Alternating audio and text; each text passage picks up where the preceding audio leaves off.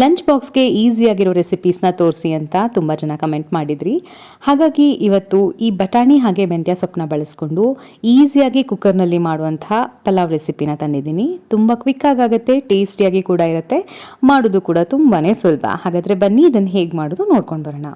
ಒಂದು ಮಿಕ್ಸರ್ ಜಾರ್ಗೆ ಒಂದು 3-4 ಪೀಸಷ್ಟು ಚಕ್ಕೆ ಹಾಗೆಯೇ ಲವಂಗ, ಒಂದೇ ಏಲಕ್ಕಿ ಹಾಕ್ಕೊಂಡಿದ್ದೀನಿ. ನಿಮಗೆ ಬೇಕು ಅಂದರೆ ಇನ್ನೂ 2-3 ಸೇರಿಸ್ಕೊಳ್ಳಿ. ಕ್ವಾಂಟಿಟಿಗೆ ತಕ್ಕ ಹಾಗೆ ಹೆಚ್ಚು ಕಮ್ಮಿ ಮಾಡ್ಕೊಳ್ಳಿ.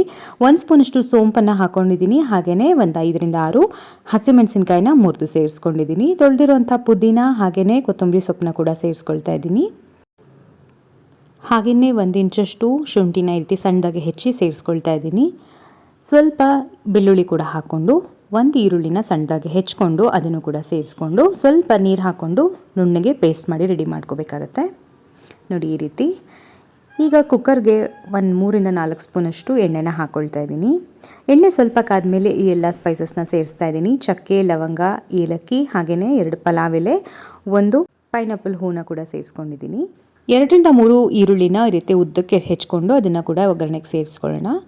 ಈಗ ಇದನ್ನು ಸ್ವಲ್ಪ ಟ್ರಾನ್ಸ್ಪರೆಂಟ್ ಆಗೋವರೆಗೂ ಹುರ್ಕೋಬೇಕಾಗತ್ತೆ. ಈರುಳ್ಳಿ ಸ್ವಲ್ಪ ಬಾಡಿದ ಮೇಲೆ ಚೆನ್ನಾಗಿ ತೊಳೆದಿರುವಂತಹ ಸಣ್ಣದಾಗಿ ಹೆಚ್ಚಿರೋ ಮೆಂತ್ಯ ಸೊಪ್ಪನ್ನ ಕೂಡ ಸೇರಿಸ್ಕೊಳ್ತಾ ಇದ್ದೀನಿ. ನಾನಿಲ್ಲಿ ಕ್ವಾಂಟಿಟಿ ಕಮ್ಮಿ ಮಾಡ್ತಿರೋದ್ರಿಂದ ಮೆಂತ್ಯ ಸೊಪ್ಪನ್ನ 1 ಕಟ್ಟಷ್ಟು ಹಾಕ್ಕೊಂಡಿದ್ದೀನಿ.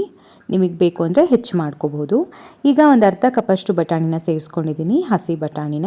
ಈ ರೀತಿ ಚೆನ್ನಾಗಿ ಇದನ್ನು ಕೂಡ ಫ್ರೈ ಮಾಡ್ಕೋಬೇಕು. ಈಗ ಇದಕ್ಕೆ ನಾವು ರುಬ್ಕೊಂಡಂಥ ಪೇಸ್ಟನ್ನ ಕೂಡ ಸೇರಿಸ್ಕೊಳ್ಳೋಣ. ಪೇಸ್ಟ್ ಹಾಕಿದ್ಮೇಲೆ ಹಸಿ ವಾಸನೆ ಹೋಗಿ ಸ್ವಲ್ಪ ಎಣ್ಣೆ ಬಿಟ್ಕೊಳ್ಳೋ ತನಕ ಇದನ್ನು ಚೆನ್ನಾಗಿ ಫ್ರೈ ಮಾಡ್ಕೋಬೇಕಾಗತ್ತೆ. ಈ ರೀತಿ ಒಗ್ಗರಣೆಯಲ್ಲಿ ಈ ಪೇಸ್ಟ್ ಎಲ್ಲ ಚೆನ್ನಾಗಿ ಬೆಂದಮೇಲೆ ಇದಕ್ಕೆ ತೊಳೆದಿರುವಂಥ ಅಕ್ಕಿನ ಹಾಕ್ಕೊಳ್ತಾ ಇದ್ದೀನಿ. 1 ಕಪ್ಪಷ್ಟು ಅಕ್ಕಿನ ತೊಳೆದು ಒಂದು ಅರ್ಧ ಗಂಟೆ ನೆನೆಸಿಟ್ಕೊಂಡಿದ್ದೆ, ಅದನ್ನು ಸೇರಿಸ್ಕೊಂಡು ಚೆನ್ನಾಗಿ ಈ ರೀತಿ ಕೈ ಆಡ್ಕೋಬೇಕಾಗತ್ತೆ.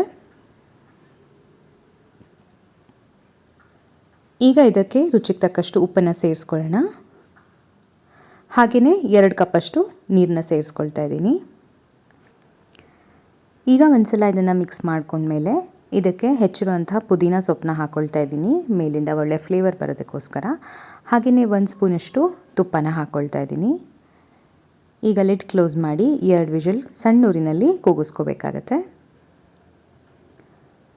ಇನ್ನೂ ಸಬ್ಸ್ಕ್ರೈಬ್ ಮಾಡದೆ ನೋಡ್ತಾ ಇದ್ದರೆ ಚಾನಲ್ನ ದಯವಿಟ್ಟು ಸಬ್ಸ್ಕ್ರೈಬ್ ಮಾಡ್ಕೊಳ್ಳಿ. ವಿಡಿಯೋ ಇಷ್ಟ ಆಗ್ತಿದ್ರೆ ಖಂಡಿತ ಲೈಕ್ ಮಾಡೋದನ್ನು, ಶೇರ್ ಮಾಡೋದನ್ನು ಮರಿಬೇಡಿ.